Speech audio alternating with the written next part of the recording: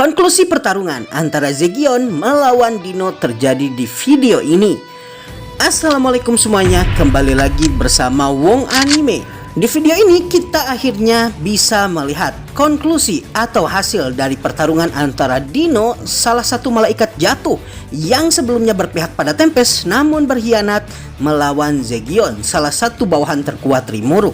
Kalian siap? Silahkan ditonton videonya. Tidak diragukan lagi kalau skill yang dimiliki Dino adalah salah satu skill terkuat di antara Deadly Sin Series atau seri dosa besar. Tidak hanya itu, saat ini kemampuannya telah berevolusi menjadi ultimate skill. Namun walaupun begitu, Zegion masih bisa mengalahkannya.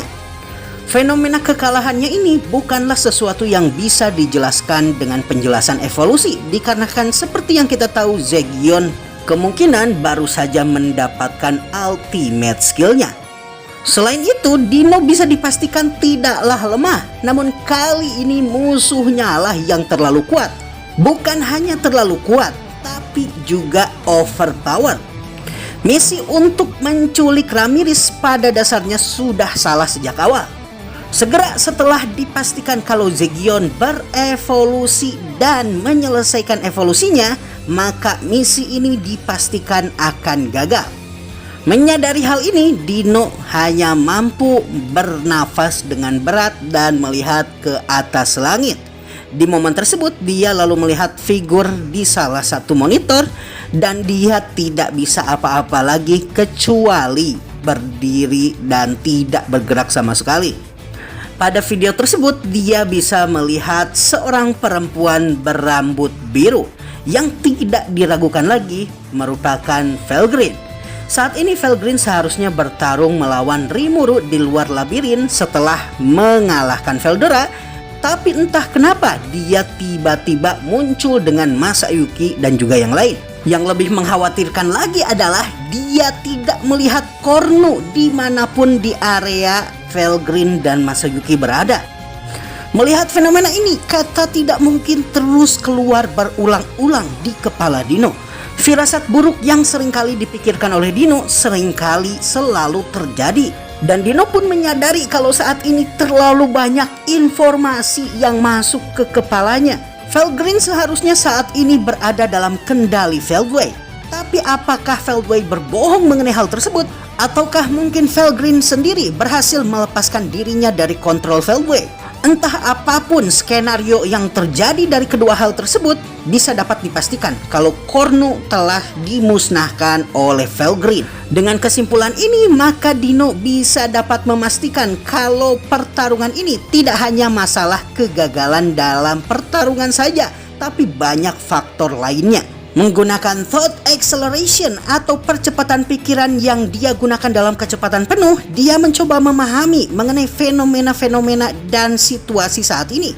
Dan pada akhirnya dia datang dengan suatu kesimpulan bahwa apapun yang terjadi dan sekeras apapun dia mencoba, akan tidak mungkin untuk melanjutkan operasi untuk menculik Ramirez ini. Dia memang sejak awal selalu ingin melarikan diri, tapi di titik ini dia bahkan tidak memiliki tekad untuk melarikan diri sama sekali. Bagi Dino, dia telah cukup melakukan segalanya. Samar-samar dia mendengar Zegion mengatakan sesuatu. Zegion mengatakan kepada Dino untuk berdoalah bahwa dia yang telah menyentuh kedalaman neraka akan membayar atas segala dosa dan kesalahannya. Dia pun meneriakkan Dimension Storm dan sinar yang memiliki wujud seperti badai pelangi kemudian menelan Dino dan keberadaannya langsung hilang dari hadapan semua orang di ruang kontrol. Jurus yang dikeluarkan oleh Zegion ini adalah jurus yang pada dasarnya merupakan badai energi tinggi yang memiliki sifat elemen supernatural. Dan karenanya di hadapan kekuatan dari Dimensional Storm ini, Dino tidak bisa melakukan apa-apa. dia langsung menghilang dari dunia ini tanpa meninggalkan jejak satupun di belakangnya. Setelah menghilang, sesuatu yang pecah kemudian terdengar dan Dino terlihat bangkit kembali di tempat lain. Zegion menyadari tampaknya Dino juga bisa dibangkitkan berkat gelang yang dipakainya. Namun suaranya tetap tenang, seolah segalanya telah diperhitungkan dalam pikiran Zegion. Di luar labirin, Dino kemudian terbangun. Dino mengeluarkan nafas lega dan seluruh peralatan yang dia miliki masih sangat lengkap dan tanpa luka atau cacat fisik sama sekali. Dia lalu berkata kalau Ramirez ternyata cukup pengampun dan pemaaf dikarenakan dia membiarkan Dino melarikan diri. Setelah mengatakan hal tersebut, Dino lalu melihat ke arah gelangnya yang telah pecah. Gelang tersebut adalah gelang murah yang dia beli dari toko di dalam labirin. Dengan kata lain, gelang tersebut adalah gelang kebangkitan.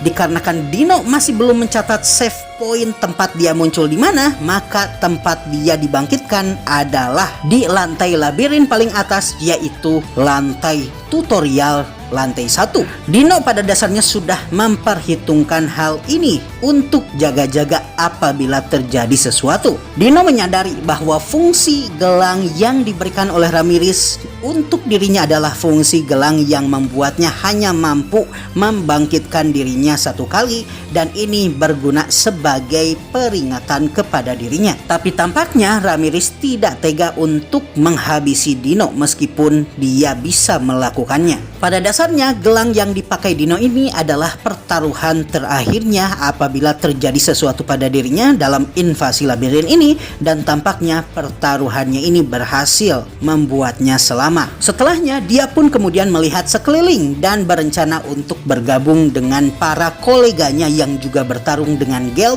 dan orang lain, dan kemudian berusaha untuk mundur secepat mungkin.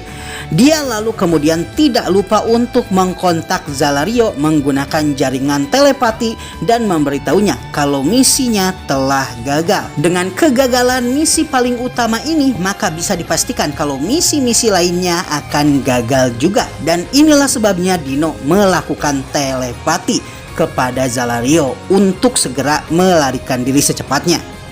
Dia pun memikirkan kembali pertarungannya dengan Zegion, dan menurutnya sangat tidak adil betapa kuatnya Zegion saat ini. Feldway mungkin akan marah dikarenakan Dino saat ini keluar dari misi dan berusaha untuk melarikan diri. Namun Dino sendiri merasa beruntung bisa bertahan hidup sehingga dia tidak peduli kalau nanti dia akan dimarahi oleh Feldway. Dalam hati Dino, dia pun juga menyadari kalau ini adalah pertama kalinya rencana Feldway pernah gagal. Dan sepertinya Cornu juga berhasil dihabisi. Dino pun kemudian berusaha memikirkan situasi paling masuk akal dari apa yang terjadi pada dirinya, dan dia pun memperhitungkan kalau bersikap bermusuhan kepada Raja Iblis Rimuru adalah sesuatu yang benar-benar buruk. Inilah sebabnya dalam hatinya dia benar-benar tidak ingin melakukan hal ini. Dino sebenarnya ingin hidup dengan tenang dan damai di dalam labirin, tapi semua hal ini tetaplah terjadi, dan karenanya Dino pada akhirnya merasa depresi. Dino pun pada akhirnya menyadari kalau dia tidak akan mungkin bisa kembali lagi ke labirin Tempest akibat pengkhianatannya ini. Baginya yang sangat pemalas, hari-harinya hidup di labirin sangatlah menyenangkan dan sangatlah nyaman.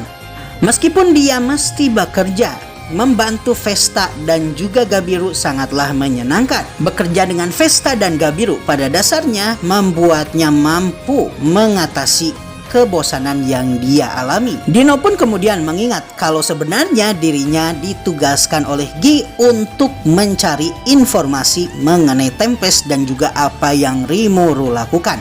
Tapi dia pun kemudian tidak berusaha lebih jauh untuk memikirkan hal tersebut, dan pada akhirnya bergabung dengan teman-temannya sesama para malaikat jatuh.